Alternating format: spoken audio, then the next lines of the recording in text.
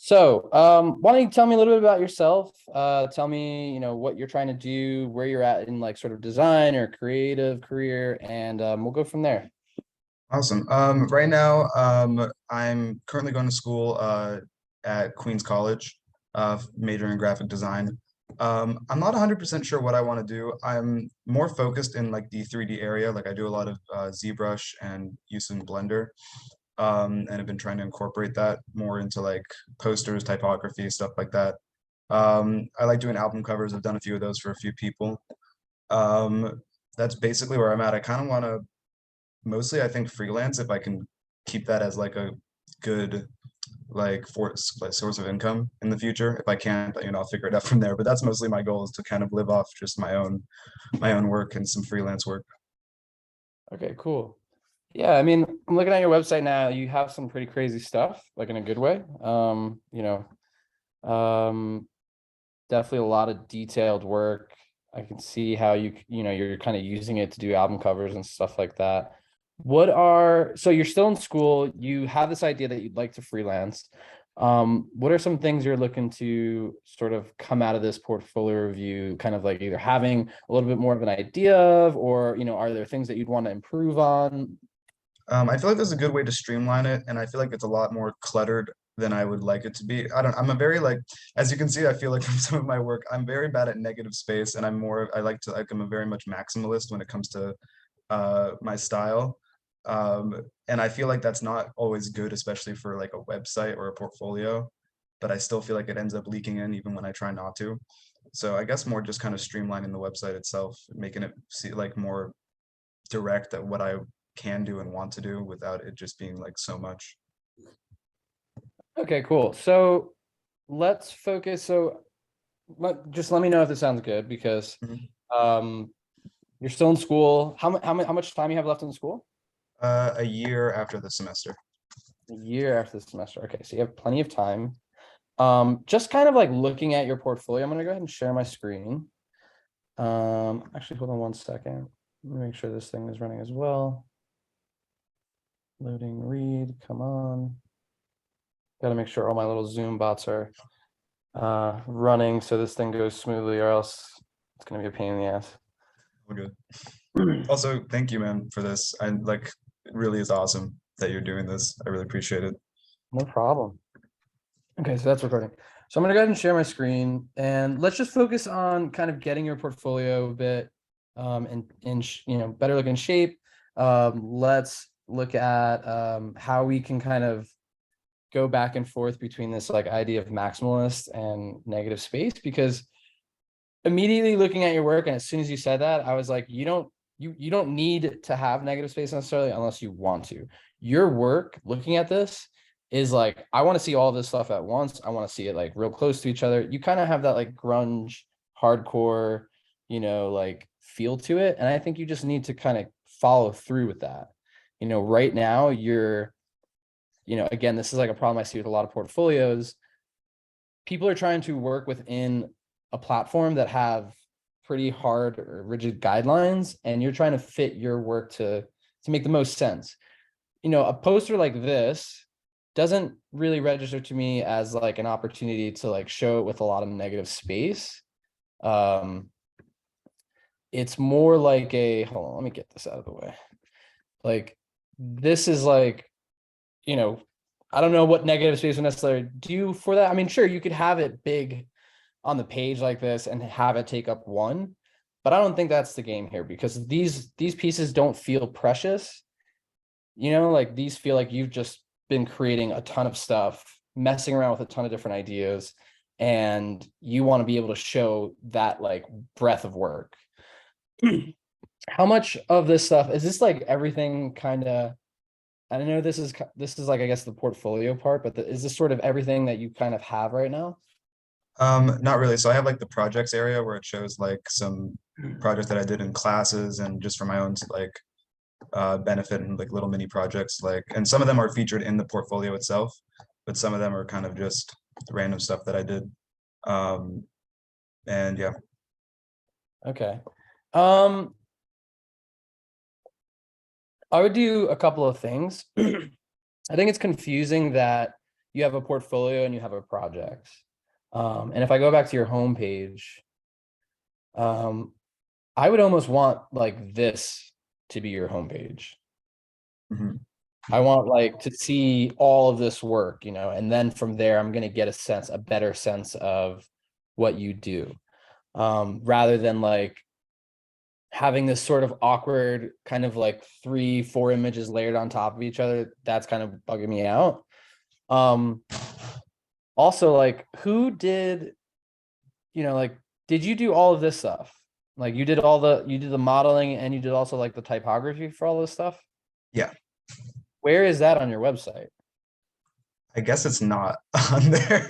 Yeah, man, like, come on, like, this stuff is great, like, this type choice is great, this layout is really interesting to me, these little elements, like, why isn't this layout your portfolio? Like, why isn't this your website, right?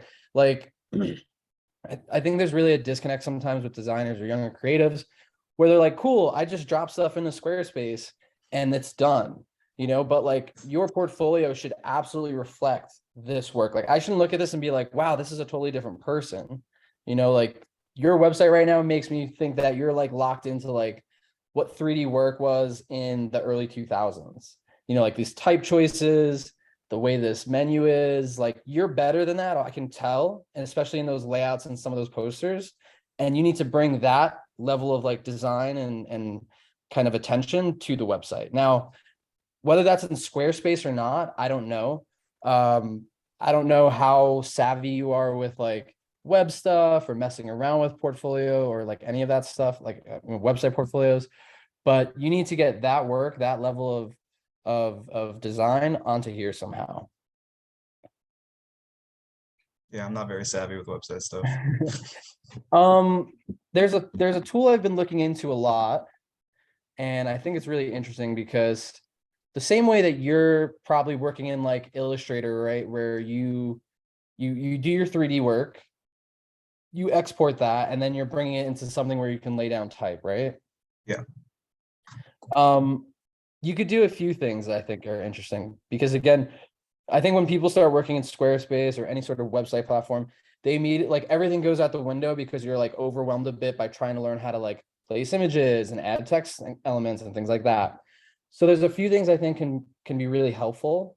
One, working in a program like Figma, where you're just basically like going to design a bunch of 1920 by 1080 slides essentially, and have that be your portfolio, because one, you can still share it as a link and people can navigate it using like using the arrows or swiping through, and that's fine. And then the other platform I think is really interesting, which again kind of alleviates the idea a bit about like having an overly complicated website platform, is Framer. I think Framer is pretty cool. It's similar to Figma, and what you're going to end up doing is like designing kind of like you would being laying out something like type in Illustrator. There's a little bit of a learning curve because, again, if you want it to look good on like something like mobile, you're gonna have to do a little designing and you're gonna have to watch a couple of YouTube videos. But at the end of the day, like right now, this, like, when I see this wall of images, I'm like, cool, great. One, I want to see more of them. Like, I just want to see a ton laid out, but I want to see like type overlaid on these things, like as soon as I get up here, I'm like, dude, this is like 2000s Microsoft like website builder or something. It's just, there's a huge disconnect. Let me see if I can just really quickly show. Let's see. Oh, actually, hold on. Let me stop share real quick. Let me just pull up Framer.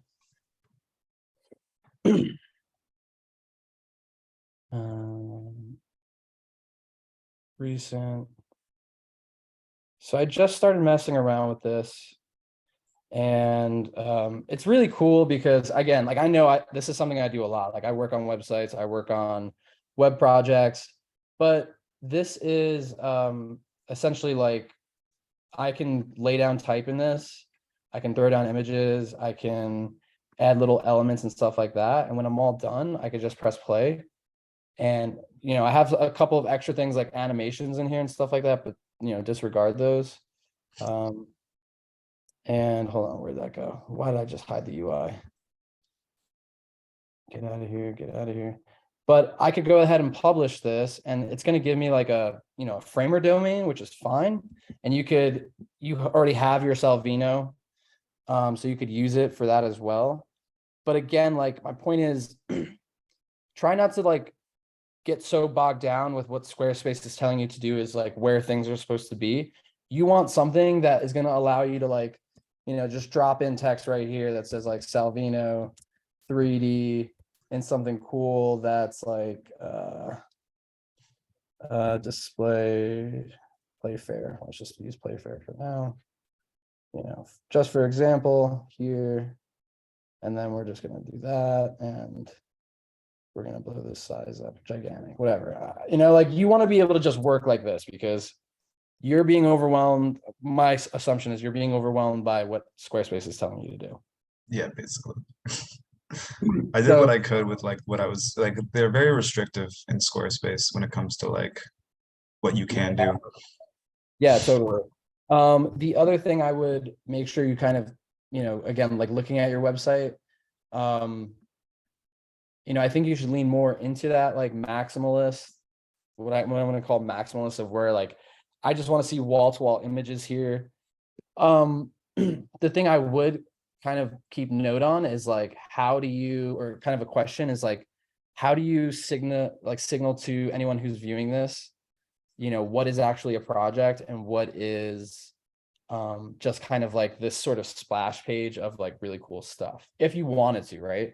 I mean, you could like reinvent how you want to lay it out. Like, I'm just going to use this as reference, right?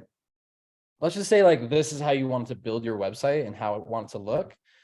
Over here, instead of feed your it's like Salvino, right? Or like your full name.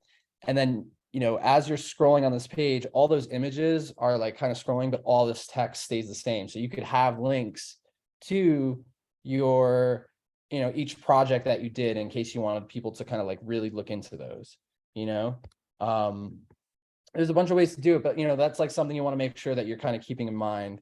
At the end of the day, if you really wanted to, as this, you could just have, the big overlaid text here. And again, just like an infinitely scrolling page of work as a step one, right? Like you do 3D, you do illustration, you do design. What is going to be the most effective way to communicate that for people to understand?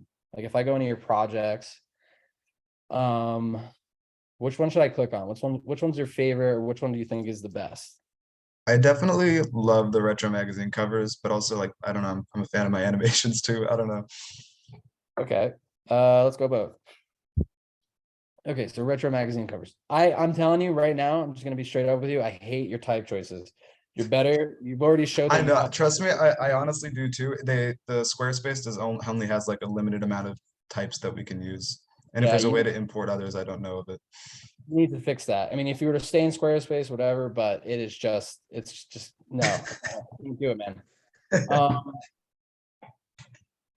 So I don't really work. I work with 3D designers and stuff like that. And you are kind of, you've mentioned that you want to do more freelance work. So, like that's great.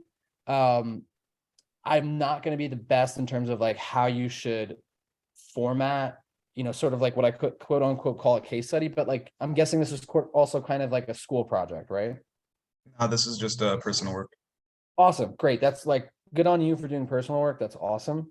I'm going to go ahead and put the onus on you to one, break out of Squarespace to a better platform, and then figure out a better way to tell the story rather than like cover on the left, cover on the right, like text on the right, and alternating that, because I think there's a better way to do that, to do this. I think like, and something I noticed a lot with 3D designers as well, is they put all this work in all of the elements, right? And then they just like slap it all together in a render. And like, that's the end result. Where I think, which actually is a lot better, is if you were to break out each of these pieces. So like, let's just look at Veiled for a second, or let's look at Toxic. I think this one's really interesting, right? Could you, at the very top of the page, have like a really close let's just say like zoomed in moment as the header image of just, let me see, drawing this, draw, just like this section, right? Right, like that's your header image at the very top. That's what people land on. And then like as you scroll, like could you then clear all my drawings? Could you like then go into detail about the logo, or is the logo like, you know, the next kind of like thing below? And then you go into the bit about like toxic was the second cover made. I don't know if it's really like, I don't know if the kind of description that you're supposed that you would be telling here is like specifically about each one. You could, but I think there needs to be something like at the very top that says, you know, this was a personal project. This was something that I initiated myself, but I wanted to explore doing cover design and editorial design using 3D, and have that be the intro to the rest of the project, you know, to the rest of these pieces and stuff like that. I think you could also kind of do yourself a favor too. And again, kind of going back to what I was saying, like take one of these, do a deep dive as like the text around the page. And then maybe also talk more about your process. Like what was your inspiration? Show some of the images of like maybe what you referenced. And then rather than going into like a bit of each cover, you know, just kind of show the covers that like this was the end result, you know? Like we're starting off this project as like, hey, you know, I was really into comics growing up, and this is all example, right? I was really into 3D comics growing up. I love horror films. I wanted to use my style and my work and kind of apply that to editorial design. You know, this was the inspiration. Like this would be a section of like all the old films or all the old comics that you looked at. You know, this is where I like, these are some of my favorite from when I was growing up. Then you go into a bit about like one of them specifically, like Toxic was one that I spent the most time on, or was like my favorite, because it really reminded me of X, Y, and Z, blah, blah, blah. Then like breaking out some of the elements from that specific one. And then, you know, at some point you're going to like feel like you have a lot of content on this page. You're then going to resolve to like, here's like the whole series that I did, you know? So that's just kind of like an idea. Really quickly, let's look at animations.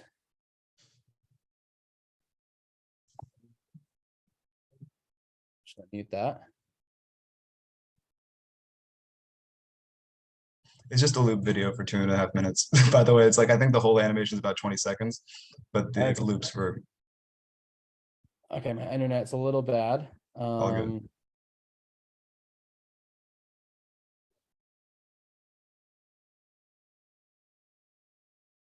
Okay. Same thing here. I've seen, because I literally just talked to like a 3D designer, similar, like does similar work to you, where again, they're spending all of this time, right? Like on these little individual details and pieces. And when you just throw it in a video frame like this and have it just one thing, you lose out on that like work ethic, on that process, on those details. And that's like all really important. So for something like this, right? Like I'm saying that like you need to have a still of like that dude's face with his eyes. Now, perhaps maybe you haven't done that because there's not a lot of detail in it, right? Because from afar, it might actually be better to look from it. I don't know, right? This is just some of the things that, you know, as a designer, I would do. No, But I did a 4K render of this bad boy. I could easily zoom in. okay, cool, great. Because you want to do that stuff, man. You want to be able to like the same way, this again, that same level of attention to detail that you've put into something like this. You know, you've editorialized this a lot, right? You want to do the same thing for all of those pieces. And it's not so much the end result that you want to show of like, here's a 20-minute loop. You want to show, especially because you're 3D, you want to show that you took the time to create this person. You went in on the detail, you were thinking about color, you were thinking about like, you know, structure and layout, whatever. And you want to tell that story throughout the whole page. Now, I don't know if that means like even breaking each of these animations out individually. I don't know if they were like all kind of part of a series. I haven't read this My favorite Now they're animation. just separate animations that I made over the course of the year. So I would either like, yeah, I would like either tell the story of like one individual one perhaps, because it doesn't seem like they're linked really. Um, and yeah, see, like this one's really cool. That's really cool. Thank you. I actually think is this Trouble Knots your favorite by chance? It definitely is one that I don't know if it's my favorite, but it's definitely one that I worked like the hardest on, I think, out of these three. Because I did like all basically, yeah, I did everything like, and man, the graffiti on the meteor was a freaking bitch to do. Okay, I'm gonna go ahead and say this. Yeah, I don't mean it to be, super hurtful. I immediately think Terra and Gaia are like so much cooler. I don't know. I think the detail that is there, not hurtful at all. Don't worry. I think the I love to hear detail in that. those are really, really good. I get this was like an exercise that you did, and you probably learned a lot, and that's awesome. Like you should do more of these, and you're gonna get better and better and better. But I almost think like these two are the leads before you get to something like this. And instead of like kind of compressing all of that work down into a project, quote unquote project that's just called animations, do yourself a favor. One, editorialize like one or two of these at first, as like that project, but put stuff like this in a sizzle reel, in a demo reel. You need a demo reel of some sort, I think, and it doesn't all have to be emotion, if that's not like your main thing. You could easily, do cuts of stills of this stuff. You could do crops of some of this stuff as well. Again, like this is what I mean. Like you have so much material in this one image right here, which is I'm guessing is a 3D render that you then had a still of, right? Yeah. These are all models. You have so much content in this one image that you could like add a camera in, have a video, render that, have that one person, start from a singular like view, like a frontal view. And if you were to move that camera up and then it like kind of just multiply that model, like almost like it was an army row, like that would be a sick clip, you know? And so you could have all of that stuff in a video, really, really cool, to really illustrate like all of the work here. Because again, what I find 3D people do sometimes is like, cool, I spent 18 hours, I want to get this done, render this out, get it on the website. But like all of that like just kind of throws out all of the work afterwards, you know? And what I think is really awesome is that you have already done all the work up front of like taking the time to build these, illustrating these environments, things like that. If for something like this middle one right here, all you'd have to do is like add a little motion or movement in like that red scarf over his face, and you have like a 15-second clip, or a 5-second clip, whatever. And that goes in the demo reel. So yeah, I think that is sort of my take on the website, on the portfolio. Not gonna look at about. To be honest, I think you could skip an about page if you were to really nail what we talked about on that like first homepage in those projects. You want to have prints? Sure, absolutely. I think your stuff would be great as prints. And I think you could also, again, if you do kind of what we talked about in terms of like editorializing that homepage in the same way that you've done some of these covers, you could just have a link somewhere on the page that says contact, and it like opens up your email or whatever. So yeah, or you could just have your email and links to like icons of social media and stuff. So are there any does that make sense? Does all that I make think so, sense? yeah. So when it comes to like you said, like the framer, is that what you showed me earlier? That's called Um, so like is framer just basically one scroll along page and then that you design, or is there like how does that is that it? Is it just like so you just continue to scroll and it just adds a lot more like freedom for like typography and design in general? Yeah, so did I close it already? Where is my framer? Hold on one sec. Stop share. Framer. Okay. Where did it go? Hold on one second. I mean, same thing with Figma. I don't know if you ever worked in Figma before. Basically just going to give you an artboard, right? You should here, let's do this before I get you overwhelmed in Framer, because it is a bit of a learning curve. And like I said, a couple of like YouTube videos that I think are really, it makes a lot of sense. And I may just be saying that because it makes a lot of sense to me because I'm a web guy. But let's look at Figma for a second. Now, your end result of something from Figma is going to be like this. Let me just share my desktop now. Nope. Okay, so when I go ahead and share, that is my prototype link. When I have something like Figma, it's going to give me these like scrollable, like really scrollable pages. But what I was saying before with Figma is that if you were to make a 1920 by 1080 page and just like make it red, whatever for now. Like And this you is just scroll like this. well, it wouldn't scroll like 1920 Oh. by 1080 would most likely take up the page, right? So if we look at it, it would just be like, here's your page, right? Oh, So okay, I see. this is more of like presentation format, right? If you wanted to. And that's why I think Framer is kind of like the next step where you're going to be doing the same thing of like laying out your page essentially, you know, designing it, and then you're going to be able to publish it to a domain, right? So then you'll actually have that kind of like long scrolling sort of more website. I mean, it is a website essentially. But the thing with Framer is that like, and I haven't done it in this project yet, is that you have to then make a tablet view and you have to also make a phone view, you know, if you wanted to kind of, you know, do that thing. So it's a little bit more work. But again, I think like working in something like this is going to kind of relinquish that pressure of like getting the navigation at the top and doing this and doing that.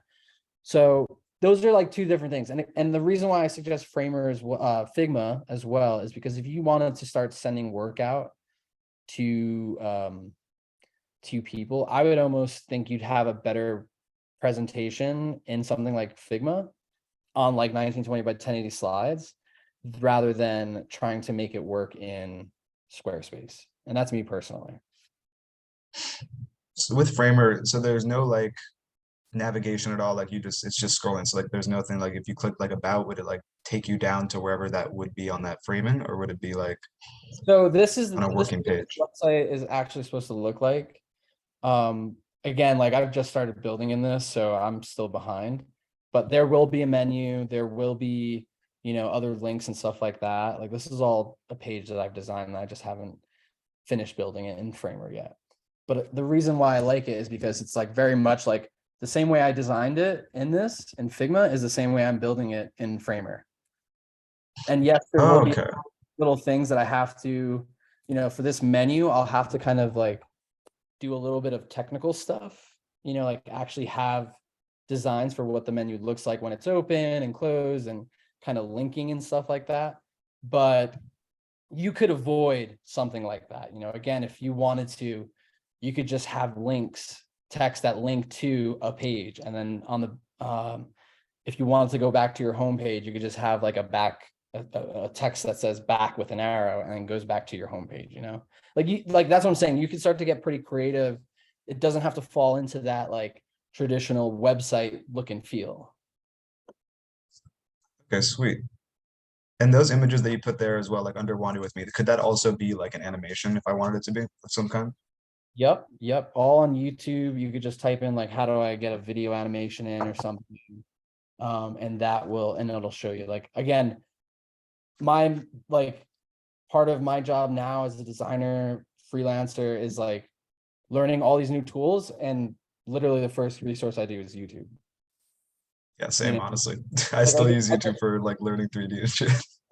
I just learned Framer in probably like a couple of days just watching YouTube, and whenever I'm stumped on something, I go to YouTube anyway and watch a video for like 5 minutes. Okay, yeah, no, I do the same thing. So, okay, this is gonna be, I can do that. I can do YouTube videos. Yeah, man. There's nothing fancy about, being a like professional or freelancer. It's literally like wandering into a place where you say yes to the job. You may have no idea, but you can figure it out. And so you figure out whether it's YouTube or reading a book, whatever, like you go and do it. That's literally what I just did for for an album cover that I just made. They're like, "Can you do this?" And I was like, "I can figure it out." I was like, "Yeah, okay." So what any other questions you have? We talked about a portfolio. I know you mentioned you're hoping you want to go more freelance full time. Are there any other questions you kind of want to go over before we sort of kind of tail off? I guess if you have any advice when it comes, like, I don't know, it seems like you do a lot of freelancing. If you have any advice on, I guess, kind of getting, maybe not even just getting your work out there, but getting it more noticed by people who would want to hire you. Because like so far, the only thing that's gotten me jobs has been posting on TikTok and then it going like slightly viral and then getting a few commissions from that. And then like that's about it. How do those commissions work out for you in terms of like, how valuable are those to you? Like, is it good pay? Um, What would you say? Is it like I people would, that just kind of come to you and they're like, hey, can you do this for $50? oh yeah, so people have said that. So I think, so I made a post recently and it went like a little bit, like it had like 15,000 views. And then I got like, I want to say like 30 people that messaged me for commissions and only three ended up being willing to pay more than Mm. 50. You know what I mean? Like I have like a minimum vat like that I do for cover art. And I usually say that and usually people will be like, no. And then I'm like, okay, that's fine. What's your And price? then the people that stay after that and then they give me the job and then I say, well, it's going to be more than the minimum because it's going to take a bit. Then they leave. But then the people that stay after that are usually, and it ends up being whittled down to like three or four. What is your minimum that you're starting at? Lower than it should be. I start at 250 usually. Okay. Yeah, definitely. I would think lower than it should be. But I mean, this is the thing, right? Like, I don't rely on social media necessarily for getting clients. What I do rely on social media for is sort of selling the client.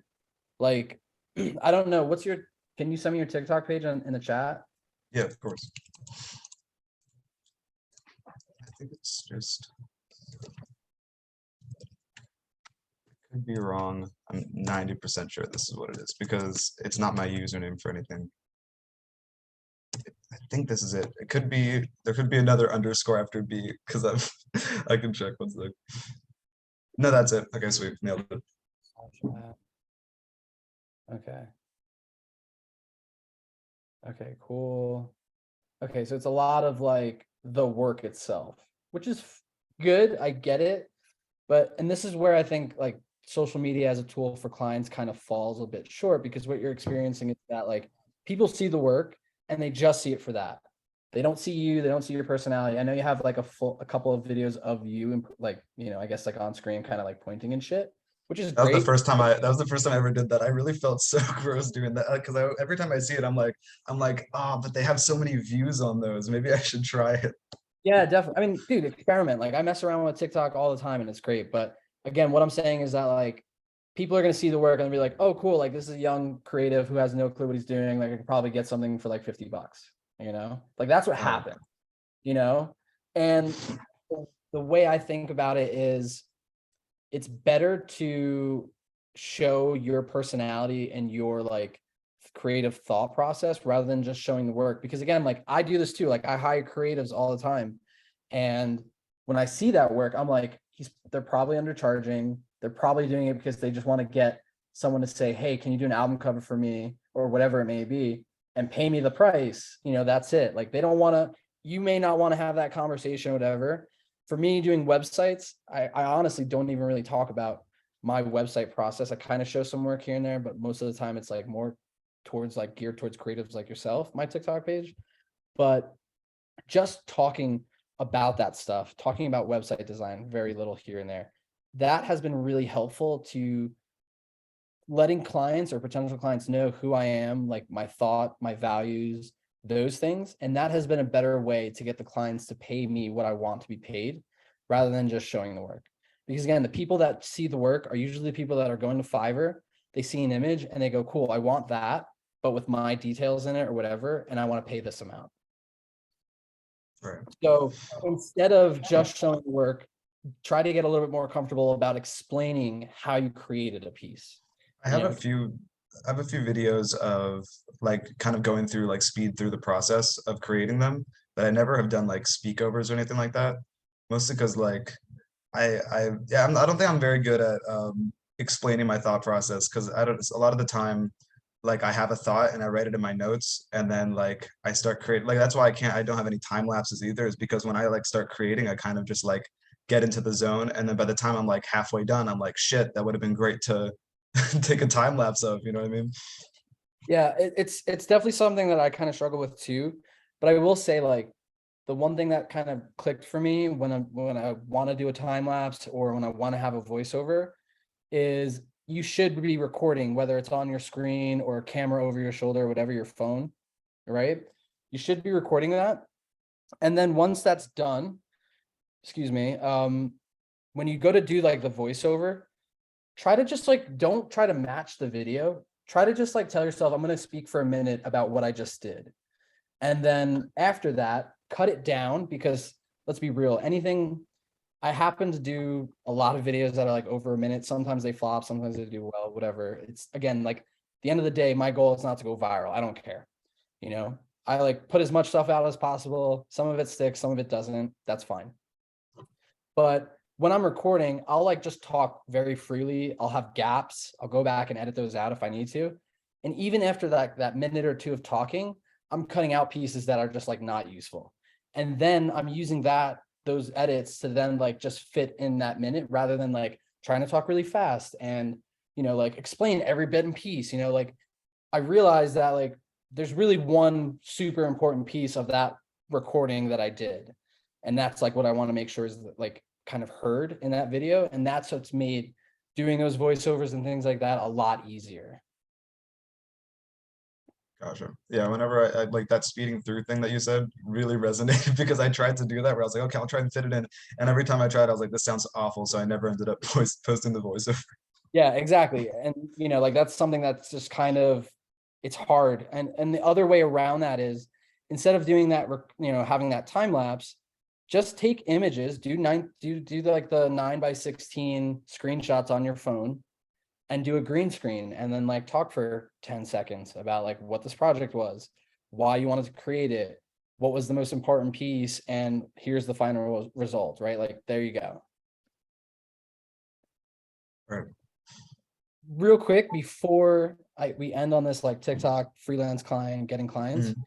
I will say that I'm not an advocate of having like your freelance clients or getting clients only from social media, because again, you'll continue to waste time.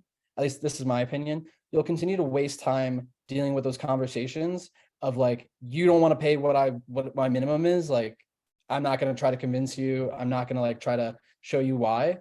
And so my way around that is sort of like the hand-to-hand combat of like going out and finding the people that you want to work with and making a relationship with them, like messaging them on LinkedIn, on Instagram, whatever it may be. Like even like if there's like an artist that I would like think my style would fit with their albums, like going out and just reaching out to them. So like Absolutely. I don't know if there was like etiquette with that, so I never did it. I just I'm a very like anxious person It's in the general, which Wild is also West. why I don't do much face like videos of myself, because I'm just like very anxious. Sure. I get it. I get it. And it feels cringy at first. Like, even you could go as far as like sending a video of, like just holding your phone, like, hey, so-and-so, I'm a big fan of your work, blah, blah, blah. I do 3D work. And it doesn't have to be like you record this only on your phone and then you just send it to them. But like, again, like if we're thinking about that editing process, right? You record yourself saying that like, hey, my name is Salvino, I do 3D work. I'm a big fan of like your music. I'm a 3D artist that does album covers, blah, blah, blah. And let's just say like you record that, you have that video and you have yourself saying that. You can cut at any point to all of the work, screenshots of all the work that you've had, right? All the way up until the end of that video, where you then go like, hey, I would love to work with you in the future. And if you have any like new music coming out, would love to kind of be considered to kind of create an album cover for you, blah, blah, blah, blah, blah. I'm definitely gonna do that. There's like I don't know if you've heard of the band Kings and Creatures, but they have like great album cover art, and I'm like, I feel like I could do something like that. And Um, listen, you might hit the situation where you message them, and the reason why they have great album cover art is probably because they have an artist, right, that yeah, does it. that's what I was. It's very consistent, so clearly they do have someone. But at the end of the day, you want to email as many of those people. You want to get in touch with as many of those people because one, yeah, they may not have work immediately for you, but then you're on their list. Obviously if they like your stuff, and who knows, like months from now, they might actually hit you up and be like, "Hey, can you do this? Our guy isn't available." Or another great situation is they might be like, "Listen, we don't have any. We have someone that works with us already, but we have a couple of friends that would love to, make work like this," or like that's where I think social media loses out on, because you can just have such more organic reach sometimes depending on who you're talking to, and there are some variables involved, but that to me is like always worked out. And at the end of the day also, like if you're thinking about going more towards like the music route, at the end of the day, the artist themselves isn't actually the decision maker. It's like their manager or their management company. So think about getting in touch with those people as well. Last thing, so you agreed that I was charging low. If you after seeing like my work, what would you feel like? What would you suggest? Because I'm very bad at like pricing myself. Because like I don't know if this is like an artist thing or if this is just like a me thing, but like I tend to just under like sell myself because like for a few reasons, thinking that like the person won't want to like pay the price, or that maybe my time isn't worth that much.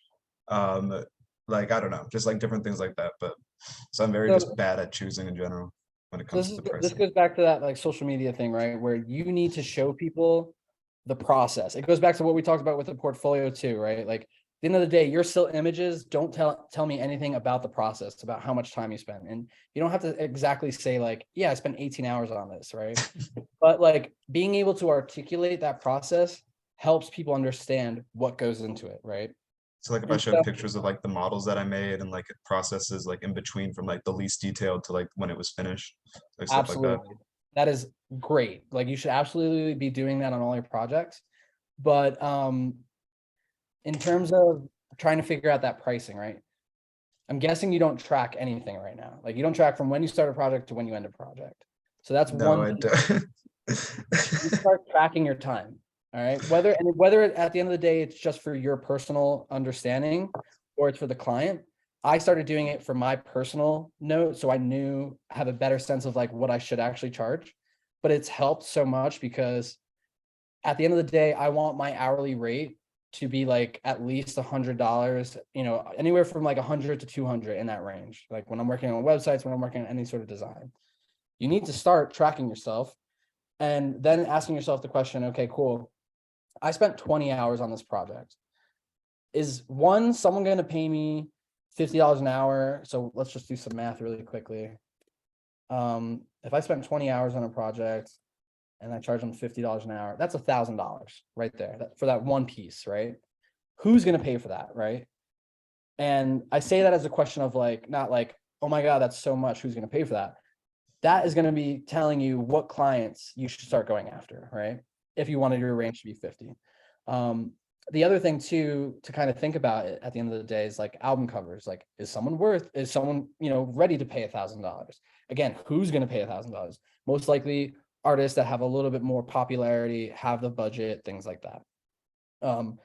But that has kind of been a great way for me to understand, like, obviously this idea of tracking has been a great way for me to constantly gauge what I should be charging. Did I undercharge, things like that? Because again, for me, I want to be able to charge around anywhere from $100 to $200 in that range. And if I get higher than that, that's great. That means I'm making money, more money than I had initially thought. But tracking has been so helpful to kind of help me determine that. Now, I don't go to someone and say like, I charge $100 an hour. I usually give them a sum of like what the project is going to entail, because I know how long it's going to take me. I know what I want my range to be, so like there's always that constant conversation of like value pricing versus hourly pricing. But if you don't know what you value your time at from the beginning, you're not going to be able to value price correctly in the first place. Yeah, I just finished another album cover yesterday, and I think I spent like you said, basically upwards of like probably like 12 to 15 hours on it, because I did every single model from scratch for this one, which was that was agonizing, but it was cool. Either way, and I think I think I'm charging 350 for the album cover, which I realized, and like in the middle of making it, I was like, man, like I'm only charging 350 for this. That's gonna pay for like 1 week of groceries. Exactly. And there's ways around that, right? Like you're saying, you did everything from scratch, and I'm guessing you kind of have that mindset of like, if there's a 3D model I can start from, that's going to save me time, right? Same thing with web designs. If I can start from something that's going to save me 10 hours, 12 hours, great. That's what I'm going to do, because I'm going to make money on that. I'm going to save time on that.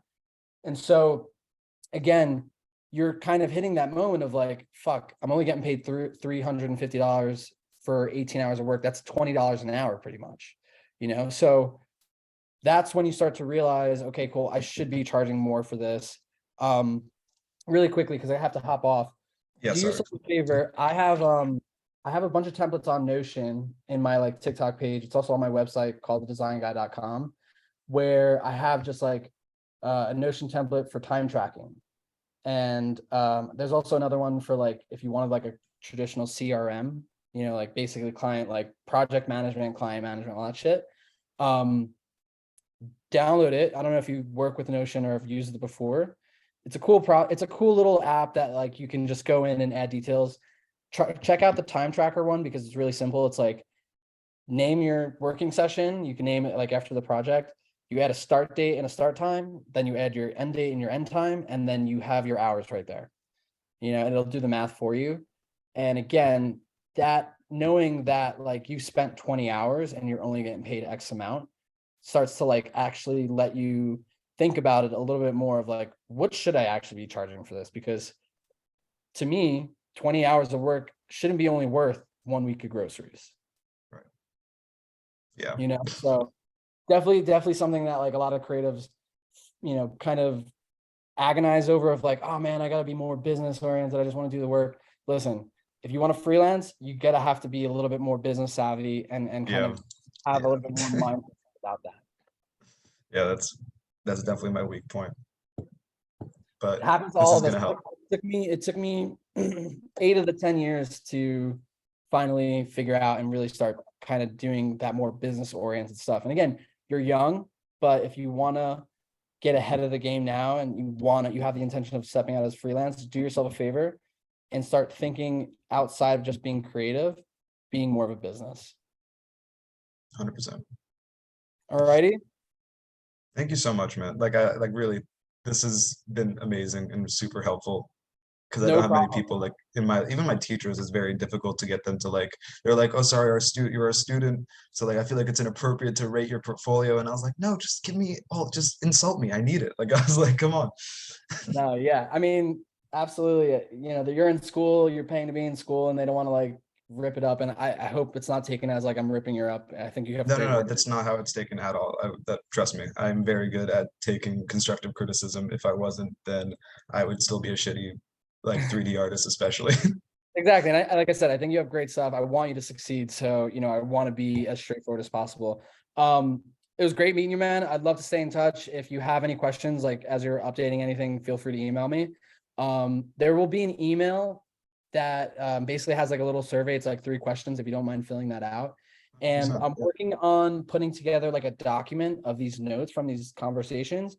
As soon as I can get those together, like it's kind of a process right now. I have a few different ideas. I just need to like kind of tie some things together, but I'm hoping to have it finished by like maybe end of week, maybe next week. So as soon as I Awesome. do, I'll send you that. It'll also have like the link to the recording and all that stuff.